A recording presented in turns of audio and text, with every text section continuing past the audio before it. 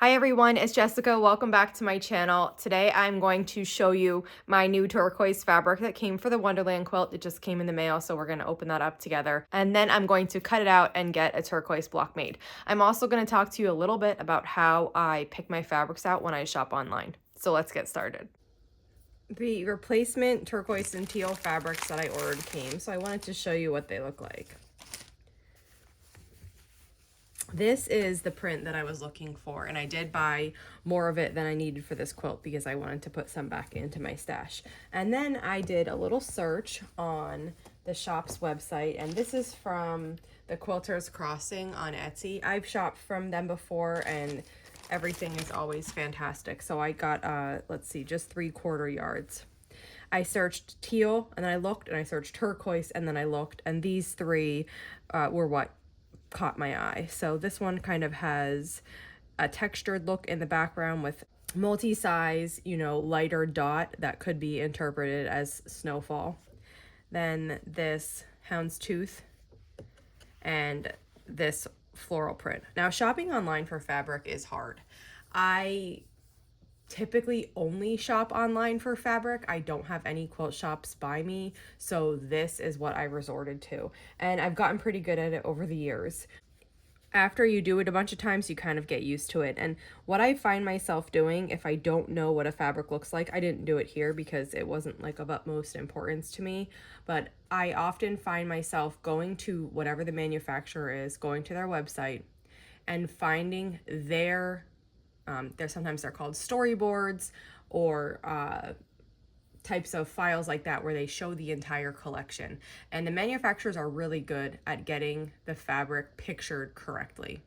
So when I look at their colors, it helps me know what will work and what won't in terms of if it was the shade that I'm looking for or not.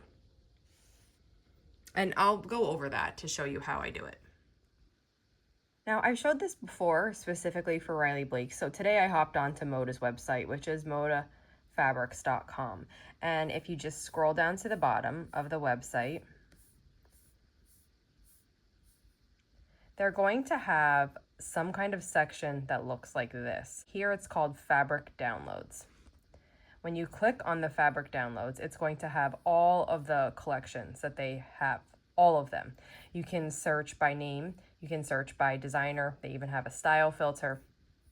And then each one is going to have something like this: swatch page and JPEG images. The JPEG images are to download, so it's going to be free downloads of all of the prints in the collections. And I use something like this when I am designing a quilt in Electric Quilt 8. I come here to get the JPEG images from Moda if that's what I'm using. Now, if I want to see what the prints look like, let's just click on any one of these. So the top one here, Candlelight Christmas. This swatch page is what I look at when I'm referencing colors. So if you click on swatch page, it's going to open up a new window and it's going to download. And now keep in mind, this is weird because you're looking at my computer screen through my phone. So it's going to be a lot more clear. And it's going to show you what the fabric looked like in their catalog. So they send out a catalog to their retailers who sell their fabric so the retailers can choose what fabrics to carry. And then you're going to see here what all of the prints look like. And these are really accurate representations of color. You'll scroll through and you'll see all of them. And then you'll see any larger prints. And this isn't really relevant here, but this is like how the retailer can purchase the fabric and what kind of cuts. It'll also show you patterns that were designed for this collection, or even if they're older patterns that weren't specifically designed for this, but it has the fabric plugged in, so you can see how they look. And then that'll be the end of that. So if, for example, I'm looking at greens and I'm like, I really want to see what these greens look like, here is where I'll come. I'll compare all of the greens, and then I can choose what one I want to use based on that. Now, I don't see it here, but very often, somewhere on the sidebar here or somewhere, they're going to have a list of Moda Bella solids that coordinate. And all companies do this, so whatever their basics are, they'll list the ones that are closest to the fabrics. Now, I don't see it with this one, so let's grab a different one. Here's one that has an example of the basics. So, for example, this one's called Fruit Salad. And if you scroll down, you'll see projects that are made with it. And then here you can see on this side, the names of the Motabella solids that coordinate. So this is telling you that off-white is the background kind of color on this one. So if you want to use a white that'll coordinate, their off-white's really good here. Also, it's telling you cantaloupe, coral, nectar, petal pink, all of these coordinate really beautifully with this collection. And then over here, it switches sides and it tells you the yellows and the greens and the blues that coordinate with this collection. Then again, it goes on to patterns that are specifically designed for this collection or patterns that are mocked up using this collection. So you can kind of see how they look like in their quilts. So I use that information when it's necessary. Sometimes I'm just buying a bunch of blues and I want a lot of variation. Whatever I choose from, like say I pick 10 blues, 10 quarter yards or something, I just order it. And if there's any outliers that I don't like, I'll just take them away and I'll put them in my stash and I know that I'll use them in the future.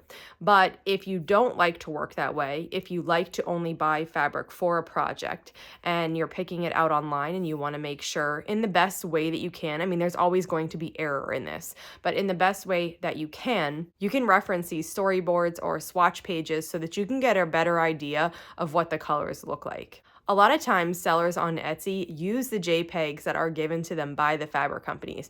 So those colors are accurate as well. I know sometimes computer screens can kind of morph the way a color looks. So there is that error in if the computer screen is not showing it to you accurately, then no matter where you're looking at it online, your color might not be accurate. So it really does depend on how well your computer is at depicting real life colors and not kind of distorting them or changing their shade in any way.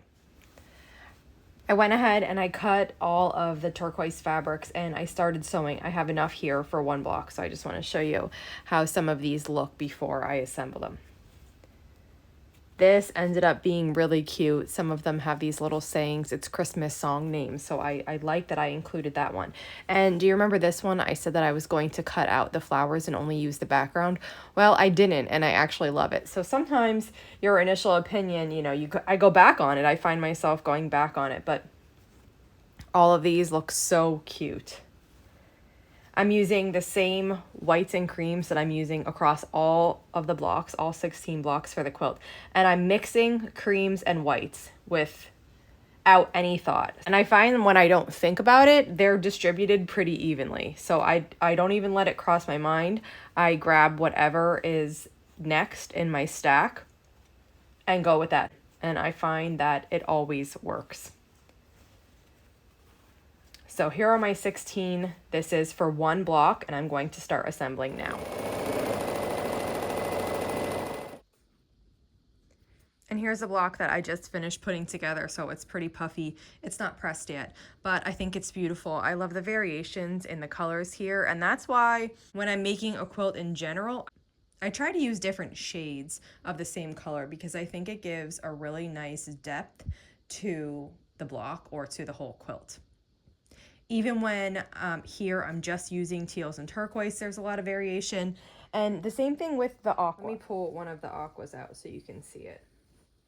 So although these are all shades of aqua, there is some light and dark play here, and I think that's really nice. Now for the greens, I did the same thing. I have lights and darks mixed, and there's quite a variety of lights and darks here. So some of them are very light. I think this print here is my lightest, these two probably, and then they go all the way to super dark green, like this one here. For the reds and the maroons, I separated them out because I had so many reds that I wanted to include. So for this block, this is more uniform. And same thing for the maroon. The maroon has a little more variation than the typical red. Here's the maroon. We have some lighter maroons, some darker maroons. And I think that these are all going to look really nice together when it's assembled. So where I'm at now is I have one more turquoise block to make and two more aqua blocks to make, and then I'm finished with block making. So now that my turquoise fabric has arrived, I can finish these, make one more of these, and then actually 3 more aqua. I need 4 total of the aqua. So 3 more aqua, 1 more, 4 total. I have 12 out of 16 finished, that means, so I'm getting really close. that's it for today. So this is the block that I just made. I'm loving this colorway. I think it's so pretty. And while I specifically made my version to be Christmas, wouldn't this be lovely if you did half turquoise blocks and half aqua blocks and used it to be more of a wintry quilt for after Christmas? So my mind is taking on that. I think that's a great idea. If you have any questions, just let me know. And if not, I'll see you back here soon. Thanks for following along.